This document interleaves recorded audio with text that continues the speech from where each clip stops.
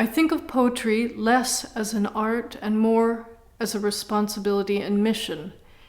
It's a mistake to think that form is arbitrary or imposed from the outside, which it can be, but instead something that emerges from the responsibility of the poem. When I wrote The White Fire of Time, the Vita Contemplativa, it took me 7 years to find a way to match form with content, precisely because I didn't want to impose an artificial form on the book. I wanted the forms to emerge in concert with the book's mission. In Update on the Descent, which came in part out of my experience at the International Criminal Tribunal for the former Yugoslavia, this deals with the vita activa, or what we do to each other down here on Earth. Here, I was interested in lyrical and anti-lyrical forms, a tonality of lament, sometimes rage, but on the far end of the scale from joyfulness, a stoic, unflinching examination of our human nature, of our ability to commit radical evil. In terms of both form and content, these are driven by my private, intimate, existential concerns, things I need to solve for myself. I think we have arrived at a dangerous moment. I believe we are at the threshold of what I call the illegal age, where we have not only lost our ethical compass, but we no longer now know how we might construct one. Salvage is about trying to recover things that can affirm our humanness. But salvage is a complex affair, as the scope of what we need to salvage is vast. In poetry, it is perhaps a forgotten word. I'm particularly interested in the word mercy, or turn of phrase, or is it the way a working man holds his shoulders with dignity, or is it the fact of the beauty of a light in a certain doorway? Many things were lost in the last century: people, books, whole cities, sometimes countries. Then we had 50 years of totalitarianism. In 1989, the Czech playwright and dissident Havel said, "Before you come and overlay your culture on us, try to find out what we learned during totalitarianism. We need to have a sense of our barbarity as well as our potential for compassion." Vita activa is about being a witness to one's time. One cannot do this without going out into the world, entering into a dialogue, listening. The French philosopher Simone Weil said that our most important human act was to say to another human being, "Tell me what you are going through." I have traveled not only in Central and Eastern Europe, but extensively there. We are coming to the end of that grace period that we were given after 1989. Things are in the process of changing. Europe is currently at war. In the Donbass, there is the rise of illiberal regimes. After the Second World War, there was a rejection of the idea of ethics. What did ethics serve if they did not keep us from our barbarity?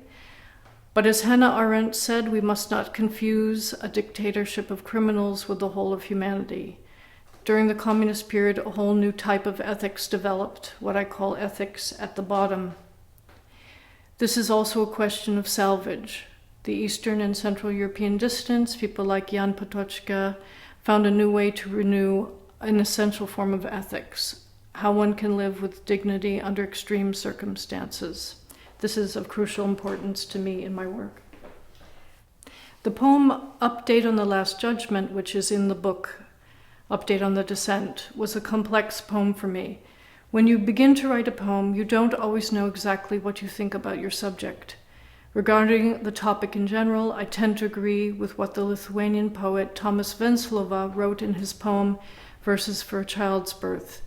It is best to keep silent because we don't know yet if God hovers above the empty, featureless waters.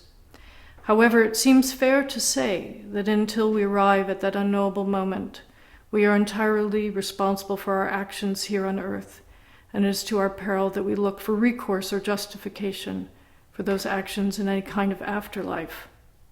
In this life, devoid of an afterlife, we are condemned to exist in time, and time and historical conscience become our only judge. The terrible white silence, which is time. We can allow ourselves to be lost and brutally consumed in time, or we can salvage a sense of rightness from that abyss.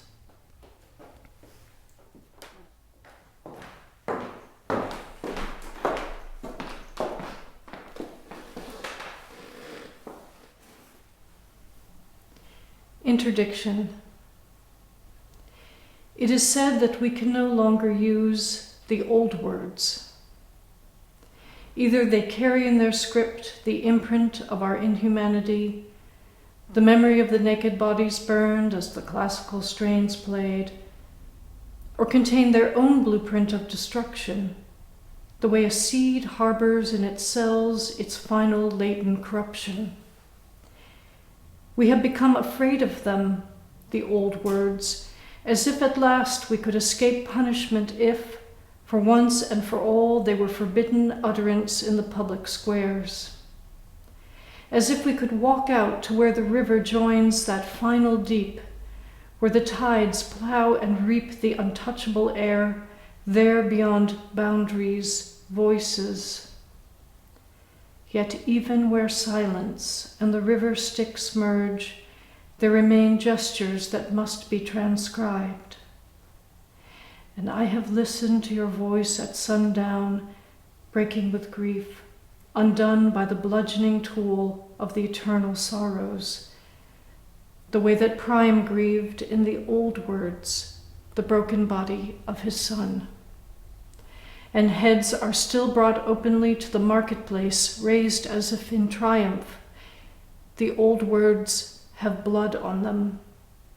But here, under the blackened sun, there are things in the trammeled, the ruined, the old words which must still be said.